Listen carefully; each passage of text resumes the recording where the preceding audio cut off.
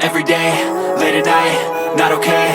All I want, and I pray, all I need are some better days. Fuck me, I'm looking in the mirror, so foggy, but I've never seen clearer. I don't really think anyone can save me, and honestly I'm not really sure I want saving. I like to be my own worst enemy. There's no risk if you don't try at anything, so I'ma just keep buying everything. See you in the next life, have to be a better me. I don't think that my head's on straight, gotta flip it and grip it and go and get an x-ray.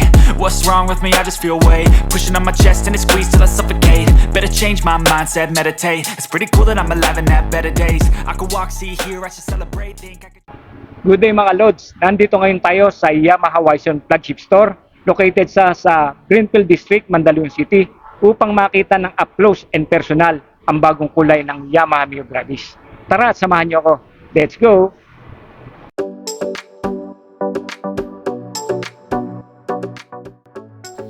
Dark gray na may pagka-glossy. Ito ay isa lamang sa dalawang bagong kulay na inilabas ngayong 2025 ng Yamaha para sa kanilang Mio Gravis.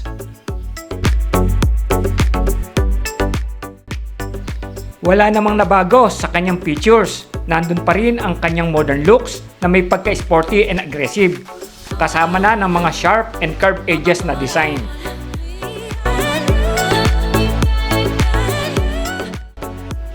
Naka-LED pa rin ang kanyang headlights, pati na rin ang kanyang taillights, bagaman bulb type pa rin ang kanyang signal lights.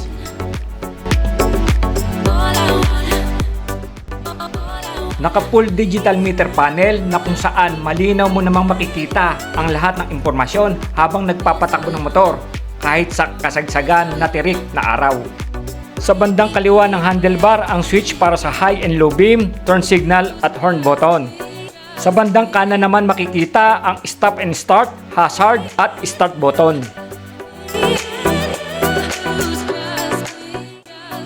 Equipped siya ng Yamaha SMG technology o Smart Motor Generator para sa medyo tahimik na pag-start ng motor to save power na rin.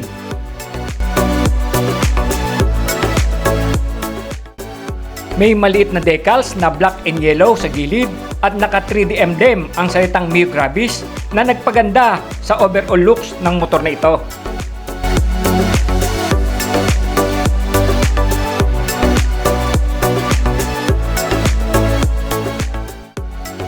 Meron siyang front fuel port na may 4.2 liters fuel tank capacity. Ang advantage nito ay hindi mo na kailangan pang tumayo para magpagasolina.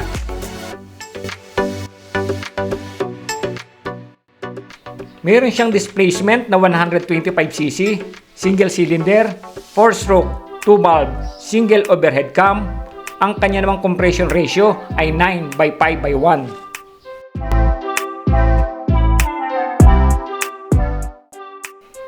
Bagaman naka-air-cooled pa rin ay sapat din naman kahit sa mga long ride dahil di naman kataasan ang kanyang displacement.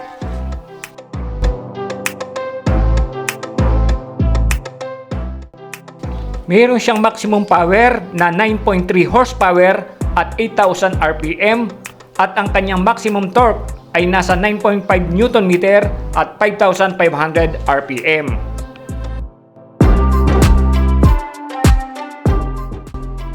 May Blue Core technology para sa more power, less fuel ayon sa Yamaha.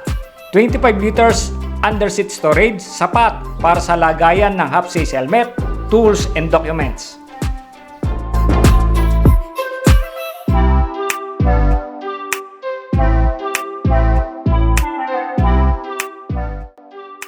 May built-in electric power socket para pag-charge ng ating mga dalang gadget. Shutter lock key for security purposes ng ating motorsiklo. Lalo at magpapark ka sa public parking space for our peace of mind. Bagaman may kababawan, mainam na rin na may side pocket na iniligay dito. Kasama na rin ang built-in hook para sa ating mga pinamili.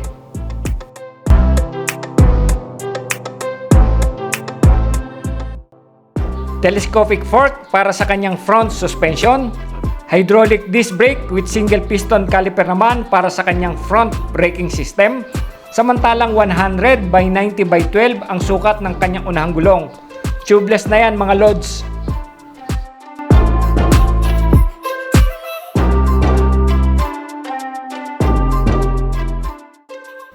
Naka-unit swing naman ang kanyang rear suspension, mechanical leading trailing drum brake para sa rear brake, at 110 by 90 by 12 ang sukat ng hulihang gulong ng Grabis. Tubeless na rin to mga lods.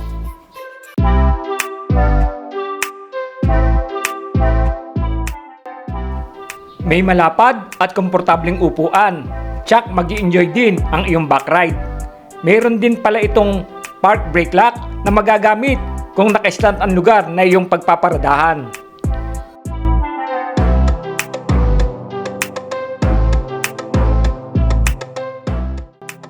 Pagdating naman sa kanyang dimension, meron siyang height na 1,115 mm, width na 690 mm, length na 1,915 mm, at meron siyang seat height na 780 mm. Ang kanya namang ground clearance ay nasa 135 mm.